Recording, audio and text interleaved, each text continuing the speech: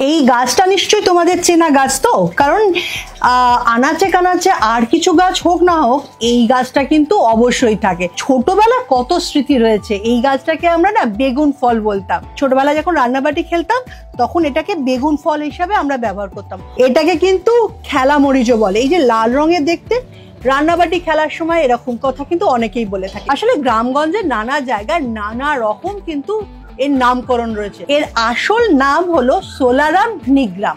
এই গাছে কিন্তু আরো অনেকগুলো নাম আছে, যেমন টেপেরাই, পিত্ত বেগুন, কাকমাছি। এই গাছগুলোকে আমরা আগাছা বলেই জানি। এই গাছেরও প্রচুর গুণাগুণ আছে।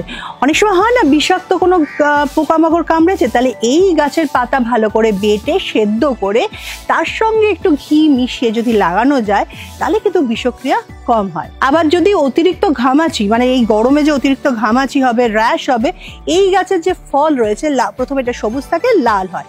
এই লাল ফলগুলোকে ভালো করে বেটে নিয়ে সেইটা ঘামাচির জায়গাতে লাগালে সেখান থেকেও কিন্তু নিরাময় পাওয়া যায়। কৃমির সমস্যা হলে এই পাতার রস 6 থেকে 7 ফোঁটা যদি প্রতিদিন সকালবেলা খাওয়া যায় তাহলে কৃমি নিরাময়ের ক্ষেত্রেও কিন্তু কাজে লাগে। আজ থেকে এই গাছকে কিন্তু আর আগাছা বলে মনে করো না, কারণ এই গাছের পাতা, ফুল, ফল, শেকড়, কাণ্ড সব কিন্তু ভীষণভাবে আমাদের উপকারী। কিন্তু তোমরা কোন নামে চেনো সেটা কিন্তু অবশ্যই আমাকে কমেন্ট করে জানিও।